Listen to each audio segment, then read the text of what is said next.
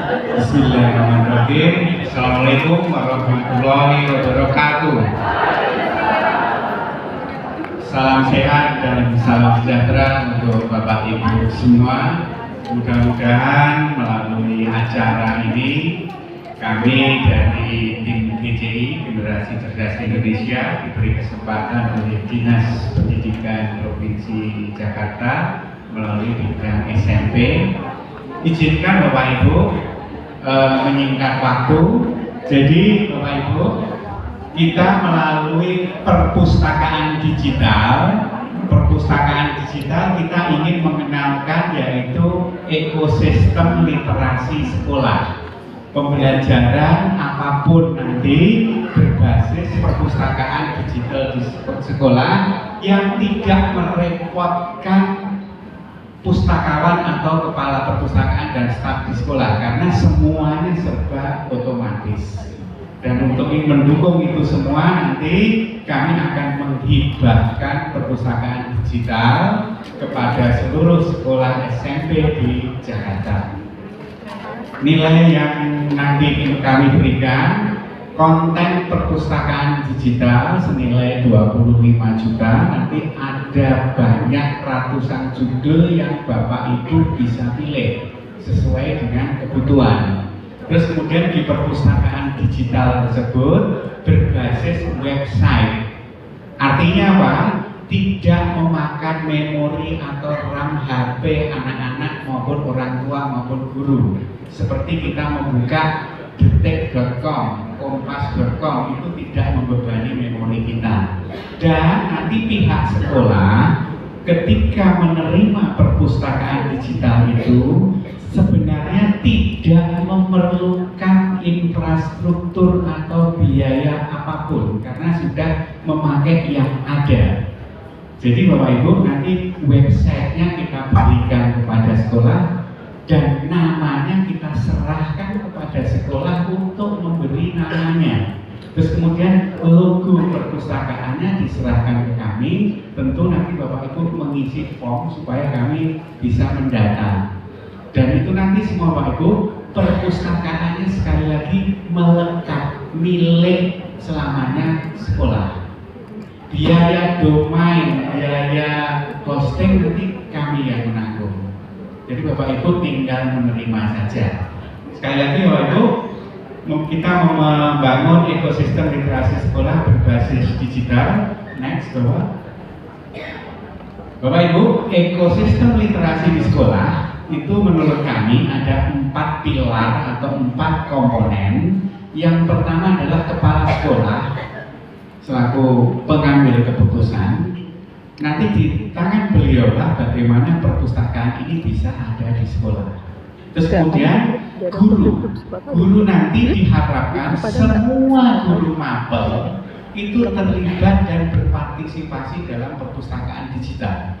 Apakah nanti guru itu harus ke perpustakaan? Tidak perlu ke perpustakaan karena sudah berbasis digital. Dari manapun bisa diakses, dari manapun bisa memerintahkan, menugaskan anak melalui perpustakaan digital. Apakah perpustakaan digital nanti kalau tutup bagaimana? Tidak mengenal istilah tutup. Semua perpustakaan digital 24 jam kali tanggal hitam, tanggal hijau, tanggal merah, semua on. Terus kemudian bagaimana nanti dengan administrasi sekolah? Apakah pustakawannya akan ribet? Tidak sama sekali. Pustakawannya hanya menerima notifikasi kalau anak daftar atau guru daftar, mengieskan sebagai anggota perpustakaan. Setelah itu semuanya otomatis, laporannya juga otomatis. Anak yang membaca judul ini jam berapa, bukunya apa, itu terdata dengan baik. Termasuk guru yang menugaskan itu membaca jam berapa, ini terdata per bulan bisa direkap itu. Dan rekapnya otomatis semua. Terus kemudian Bapak Ibu, dengan demikian pustakawan sebenarnya tidak perlu effort yang tinggi. Justru hanya memantau, melayani kalau perlu data-data yang diperlukan oleh guru, sekolah-sekolah maupun pemeriksaan. Misalkan nanti bukunya apa saja, buku perpustakaan digital tidak pernah hilang. Mereka ada semua. Yang meminjam jam berapapun, kapanpun ada ada. Nah nanti Bapak Ibu, bagaimana guru tadi pembelajaran mendalam, menyenangkan dan lain-lain itu, anak-anak nanti ditugaskan, tugasnya itu dikaitkan ke perpustakaan digital dan anak-anak tidak perlu pergi ke perpustakaan digital. Mengenai internet bagaimana? Saya pikir hari ini internet sudah bukan problem di Jakarta. Semua sudah punya kuota. Oke, lanjut Bapak, next. Nah Bapak Ibu, hari ini kita dihadapkan pada konteks Indonesia Emas tahun 2045. Apakah kita siap? Kita harus siap. Namun di satu sisi kita tidak bisa memungkiri Bapak Ibu, media sosial, medsos hari ini telah menjadi tanda petik kalau di barat saya baca-baca itu sudah menjadi petaka. Karena apa? Isi medsos banyak pakar, banyak ahli. Salah satu yang saya dengar dari Bapak Profesor Dr. Renal Kasali bahwa medsos itu lebih pada garbage, lebih kepada sampah. Nah, bayangkan Bapak Ibu, sekarang itu terjadi gejala namanya brain rot, pembusukan otak. Karena apa? Mental kita, mental anak-anak kita dan intelektual anak kita itu melemah. Mental dan intelektualnya melemah karena apa? Mengkonsumsi konten tidak bermakna, remeh-temeh secara terus-menerus berjam-jam setiap hari dan mengulang besoknya. Akibatnya apa? Anak-anak terpapar konten yang tidak bermakna itu menyebabkan brain rot. Mungkin Bapak Ibu bisa berintrospeksi pada anak-anak maupun anak kita sendiri, apakah anak kita itu daya bacanya ada, diajak membaca itu mau nggak? Karena apa? Dengan terpaparnya itu sekarang ini terjadi namanya gejala dan di dunia sudah diakui, riset juga Bapak Ibu baca di Google, namanya yang kita khawatirkan bersama hari ini adalah the slow death of reading. Matinya membaca secara pelan-pelan. Ini sudah terjadi. Coba Bapak Ibu, anak-anak diajak diskusi 4 mata 10 menit kuat atau tidak? Tentu diskusi mendalam. Bagaimana konsentrasinya? Kalau anak 5 menit sudah alasannya ada saja ke kamar kecil atau apa, itu sudah indikasi mentalnya kena, daya konsentrasinya turun, itu namanya brain rot. Lanjut Bapak. Nah ini Bapak Ibu kalau PISA saya pikir sudah mengenal semua. Ini data PISA tahun 2000 sampai 2022. Konteksnya ini literasi. Bapak Ibu dalam agama kita yang Islam, untuk yang non-Muslim sekedar informasi saja, bahwa perintah pertama dalam Islam itu adalah Iqra. Sehingga kalau konteks membaca, sebelumnya apa?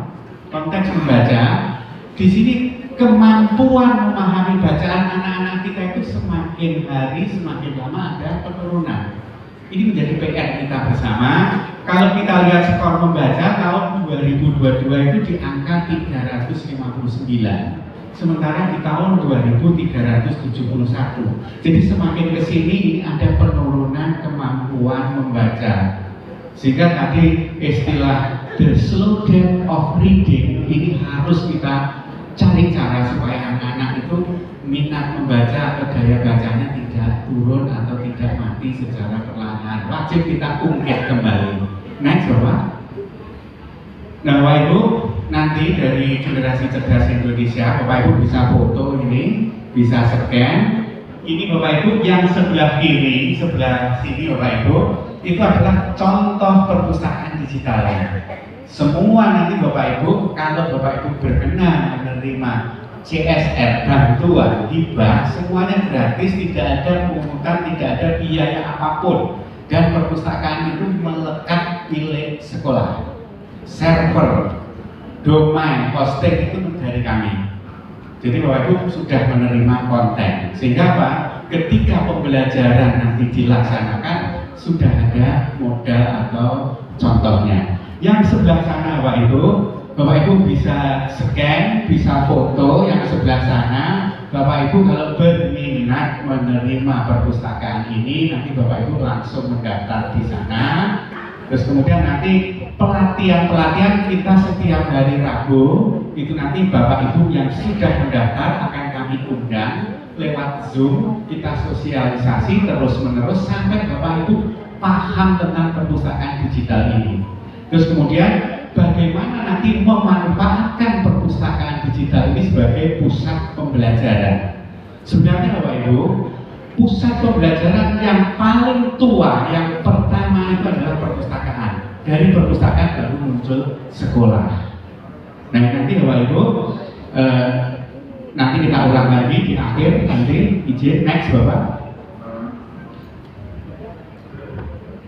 Nah Bapak Ibu, jadi di dalam pembelajaran kita sudah mempraktekkan Bapak Ibu, mohon izin ini judulnya PBL Cherish, pembelajaran berbasis literasi. PBL ini singkatan dari, gambarnya belum muncul Bapak, mohon izin Bapak, gambarnya belum muncul gimana. Nah jadi Bapak Ibu, ini adalah contoh buku yang kami kembangkan tahun 2000. Ini pembelajaran berbasis literasi. Ini pada saat awal pandemi kemarin, segala sesuatu kita syukuri.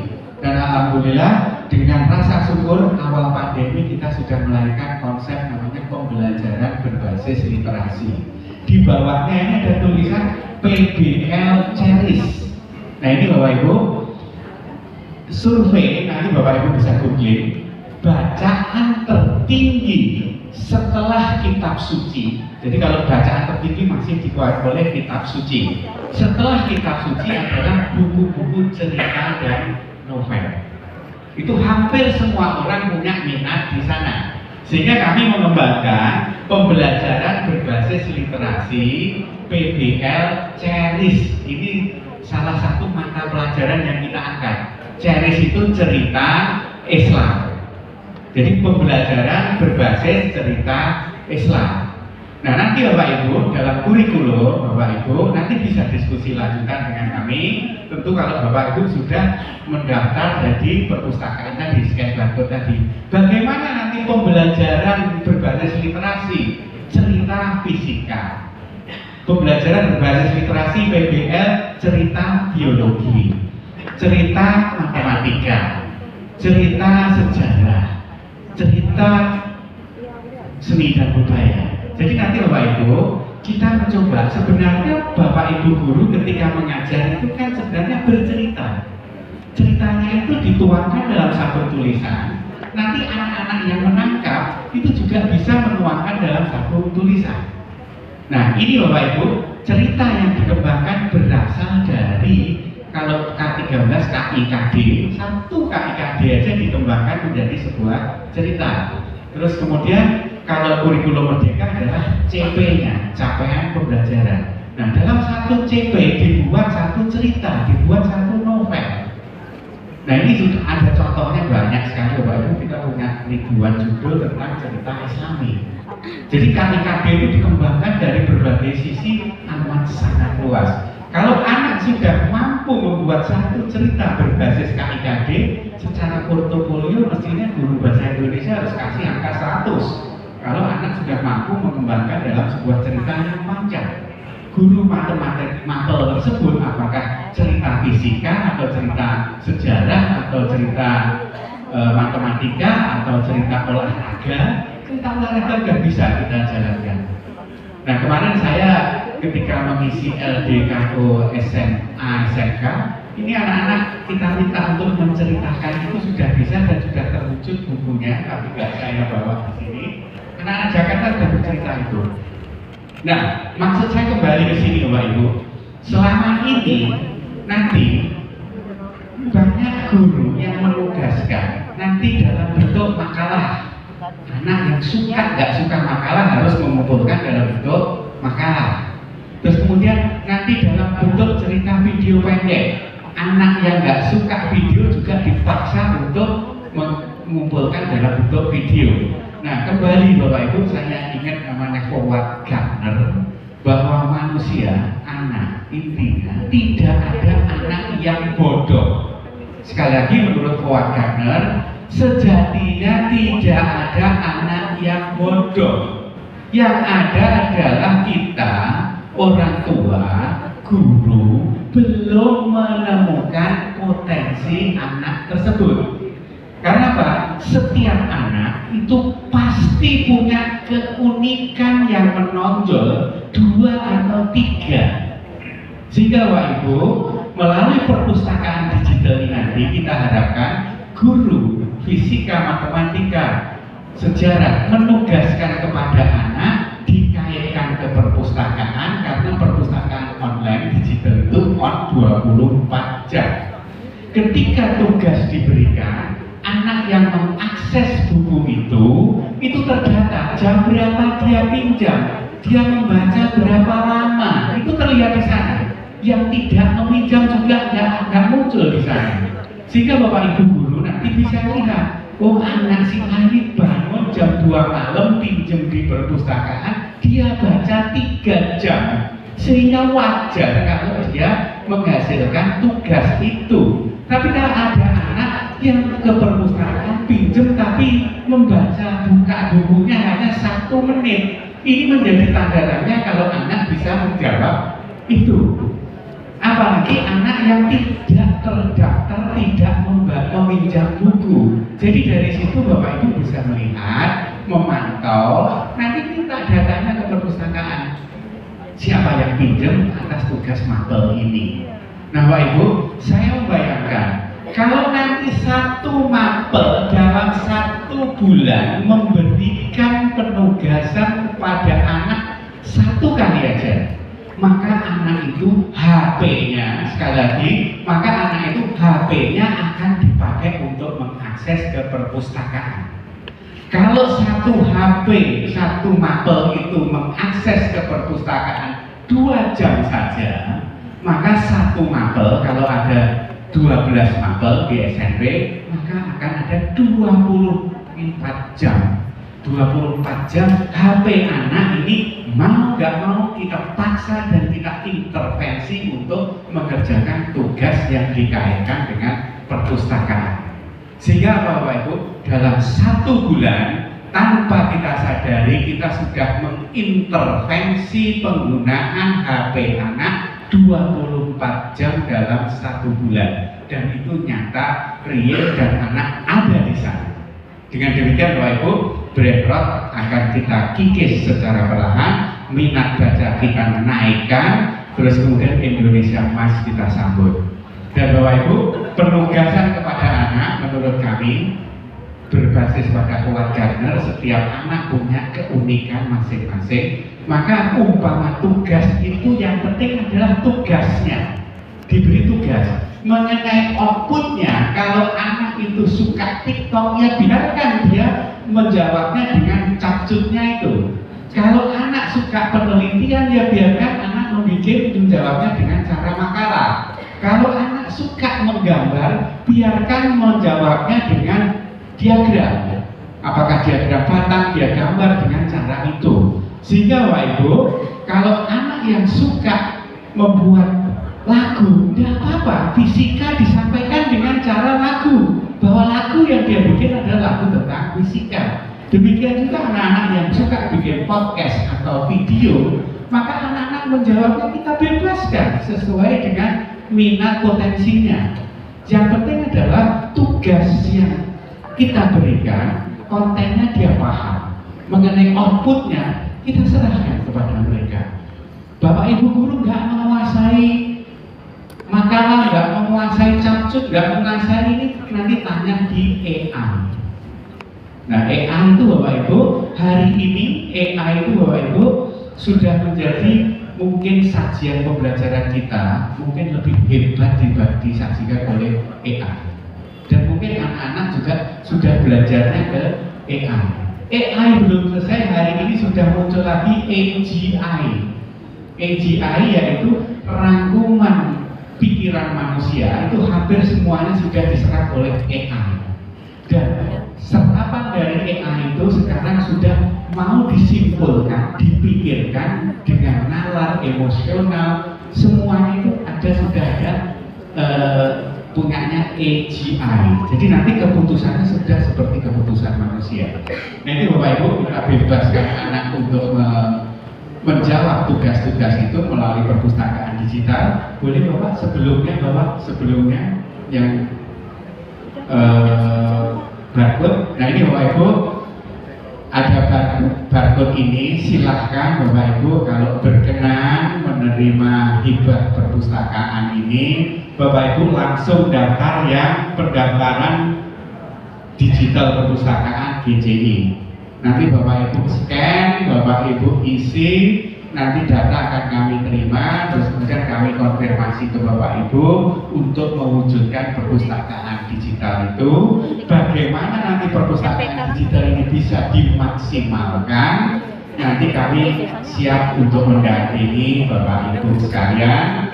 Dan alhamdulillah Bapak Ibu, saya lihat putra putri dari SMP itu cukup aktif di kegiatan yang kami bersamai juga, namanya Panen Buku Jakarta, Dinas Perpustakaan dan Kearsifan Provinsi Jakarta bersama Dinas Pendidikan DKI. Ada berapa ribu anak sudah tergabung di dalam grup. Untuk siswa Bapak Ibu yang belum mendaftar atau belum bergabung, silahkan nanti bergabung di sana. Anak-anak kita latih imajinasinya. Kenapa kita latih imajinasi? Karena tertinggi itu imajinasi. Kita bebaskan anak-anak berimajinasi. Kalau ilmu pengetahuan itu ada batasnya. Misalkan matematika, ya rumus itu ya batasnya rumus itu. Tetapi kalau imajinasi, kita membebaskan anak-anak untuk kreatif, inovatif. Karena yang menuntut masa depan mereka adalah di situ. Itu barangkali Bapak Ibu yang bisa kami sampaikan. Mohon izin Bapak, barcode-nya Bapak untuk ditampilkan terus. Nah Bapak Ibu yang belum mengakses atau mendaftar, ini akan kami pajang terus. Bapak Ibu bisa men-scan atau bisa langsung mendaftar. Itu Bapak Ibu yang bisa kami sampaikan. Kami tunggu untuk bisa mendaftar dan nanti kita ketemu di forum pendalaman pembelajaran berbasis literasi, ekosistem literasi sekolah. Itu yang bisa kami sampaikan. Mohon maaf kalau ada yang kurang berkenan atau kurang pas. Tujuan kami ingin mendampingi anak-anak Indonesia dalam rangka Indonesia Emas.